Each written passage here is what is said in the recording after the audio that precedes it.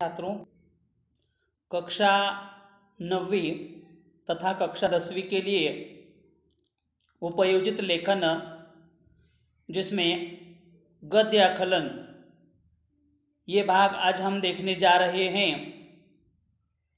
प्रश्न पत्र में प्रश्न 5वां और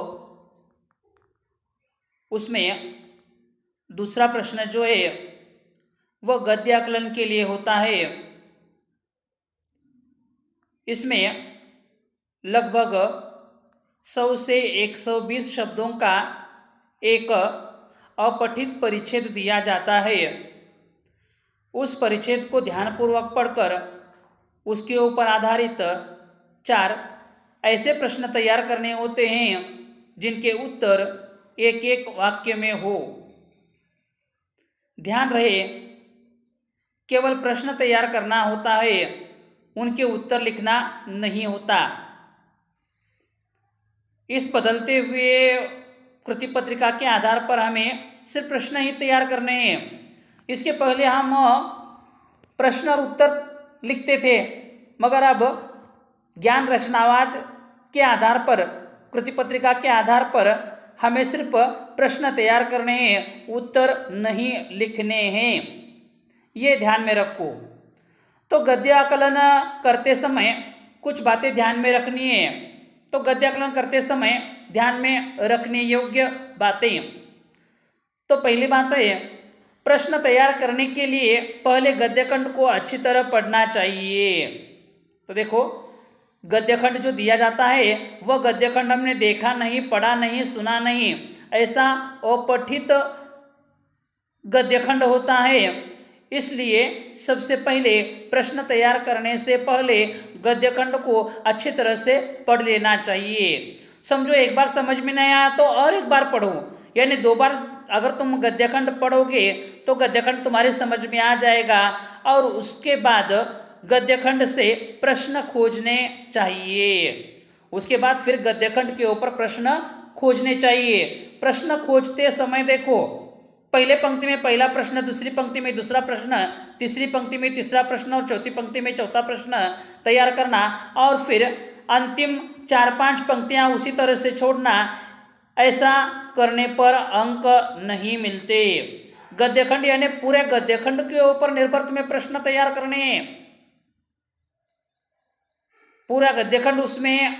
और प्रश्न तैयार करते समय प्रश्न के उत्तर एक एक वाक्य में होने चाहिए। देखो आगे, प्रश्न ऐसे हो जिनके उत्तर गद्यखंड में उपलब्ध हो।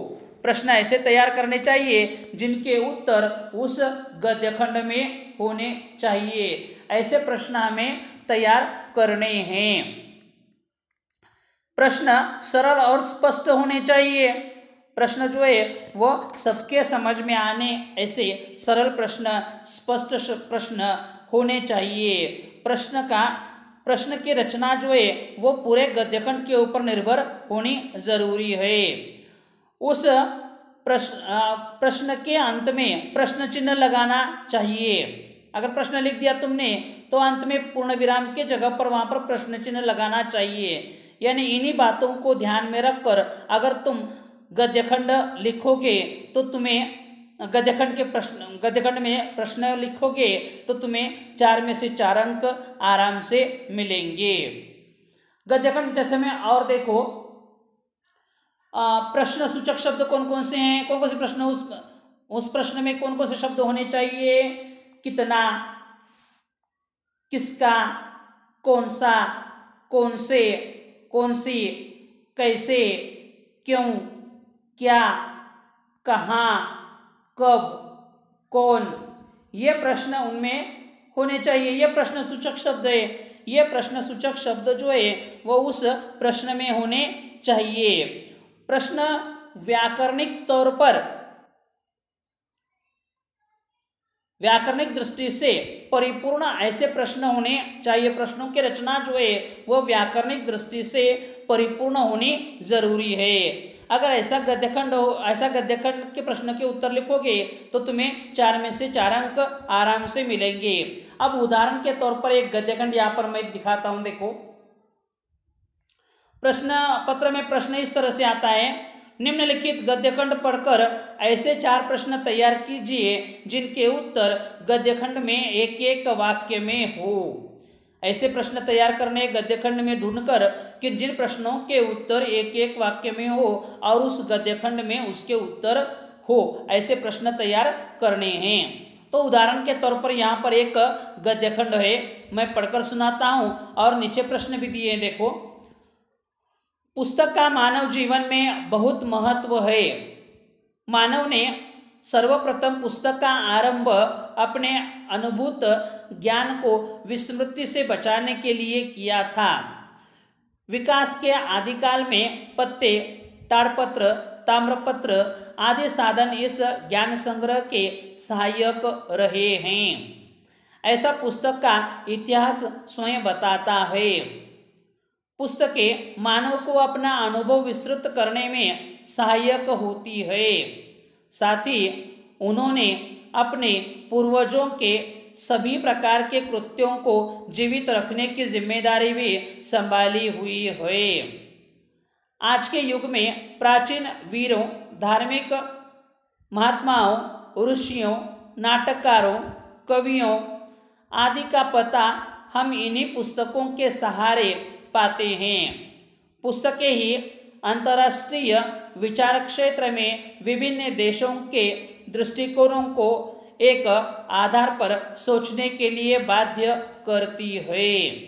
ऐसा यह गद्यखंड है। अब ये गद्यखंड हमने पढ़ा नहीं, देखा नहीं, सुना नहीं, यानी अपठित गद्यखंड है।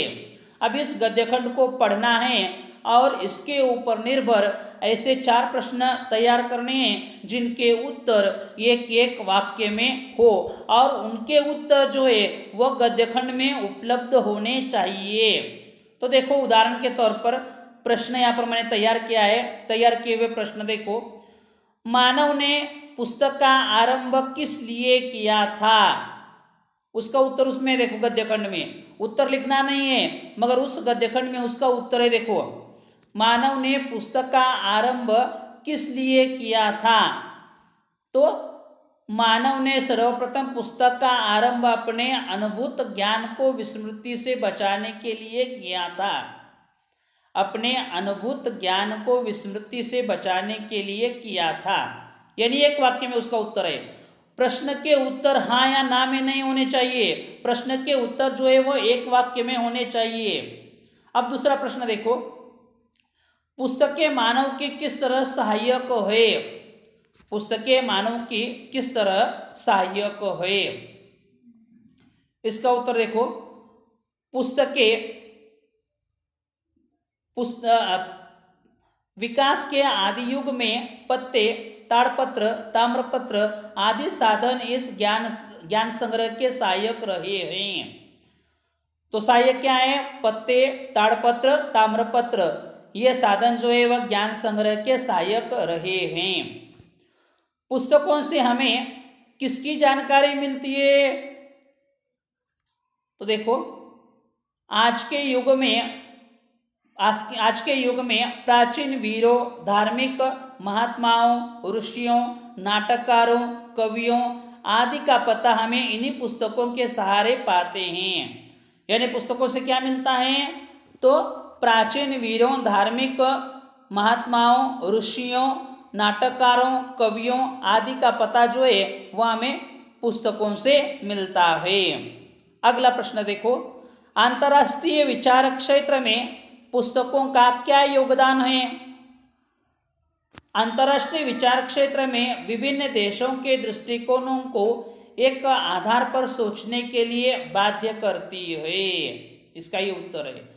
तो इस तरह से देखो, उस गद्यखंड में उसका उत्तर होना चाहिए और प्रश्न इस तरह से हमें तैयार करने हैं। तो ये गद्यखंड किस तरह से होता है, किस तरह से प्रश्न तैयार करने हैं और किस तरह से लिखना है, इसके बारे में जानकारी तुम्हें समझ में आ गई होगी। तो छात्रों, इस तरह से आज का ये गद्य आकलन जो भाग है वो आपके समझ में आ गया होगा। अगर नहीं समझ में आया तो फिर से ये वीडियो देखो, आपके समझ में ज़रूर आ जाएगा। तो छात्रों, धन्यवाद।